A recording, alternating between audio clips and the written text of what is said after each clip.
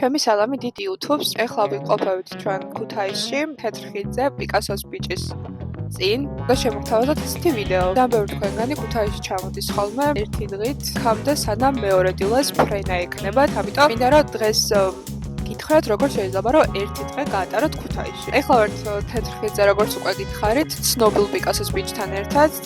აქ არის გადაღებული ეპიზოდი ფილმის არაერთობრივ გამოფენა. ხიდის ისტორია იწყება 1850 წლიდან.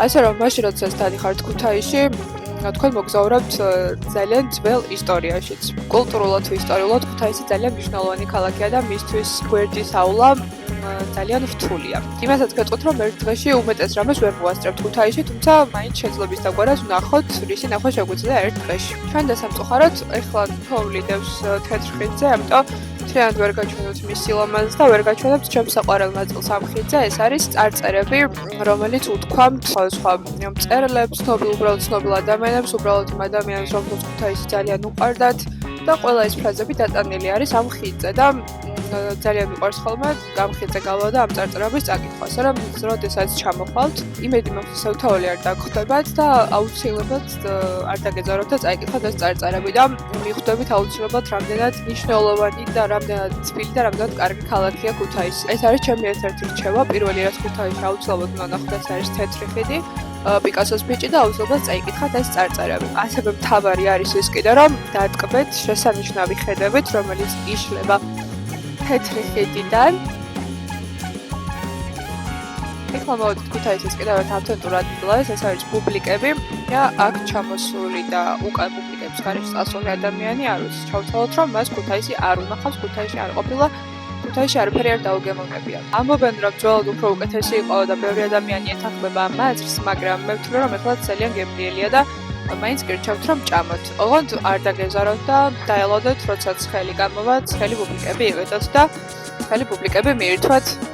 ძალიან გემრიელია. ეხლა შევიდეთ, ვიყიდოთ და თქვენთან ერთად კიდევ ერთხელ გავსინჯავ. გაგვიმართლა და ხელი პუბლიკები შევხვდა ეგრევე.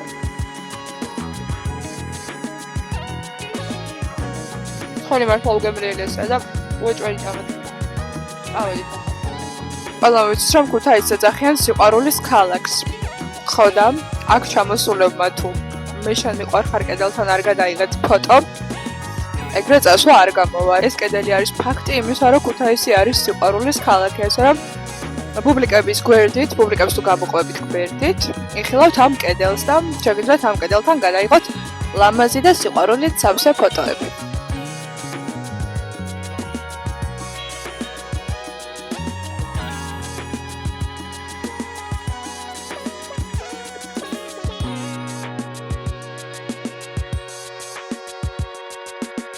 ქუთაისის ცენტრალური ბაღის არსებობა იწყება არც მეტი არც ნაკლები 1821 წლიდან.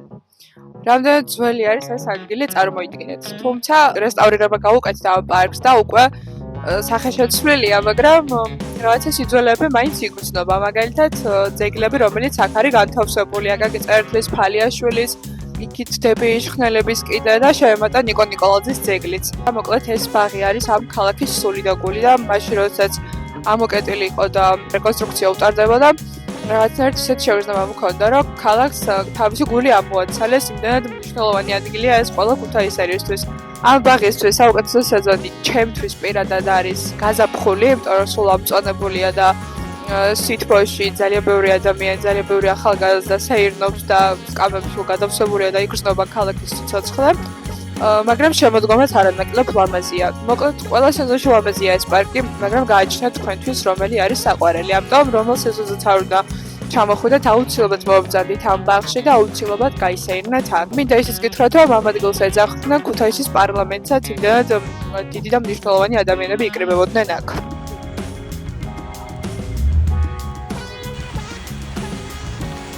აქვე ბერიკო ჯაფარიძის პარკიდან ჩვენ შეგვიძლია ავიდეთ საბაგიროთი გორის პარკში და ბილეთი ღირს სულ რაღაც 1 ლარი.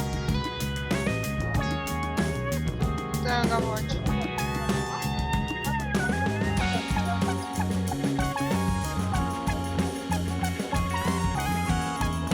საბაგიროდან გამოსვლისთანავე ჩანს პანორამული ხედი ქუთაისსა და შეგიძლიათ დადგმეთ ამ ულამაზესი ხედით. ამოვედით გორის პარკში. გორის პარკში არის სხვა ატრაქციონები და სურვილი სამეფო შეგიძლიათ ჩაიძინოთ და რომელიმე ატრაქციონზე გაერთოთ. ფასები საკმაოდ ნორმალურია, ძალიან ძვირიც არ არის. ჩვენ წავედით მანქანებზე. შევახერი პატარა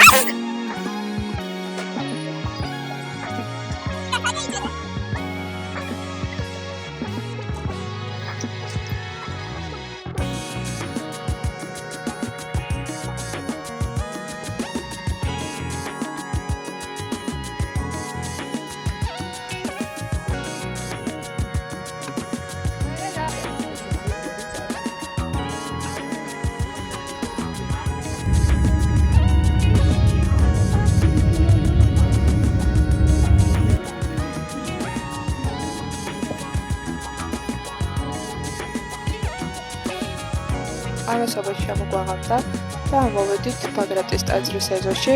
ახლა უკვე ეკლესია დაკეტილია, თუმცა შეგიძლიათ ცოტა ადრე შემოხვიდეთ და ეკლესიაში შეხვიდეთ.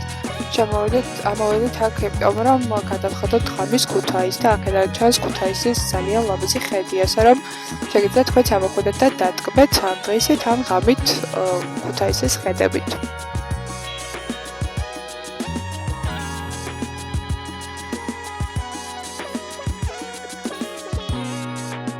და გემშვიდობებით ამ ლამაზი პანორამული ხედებით.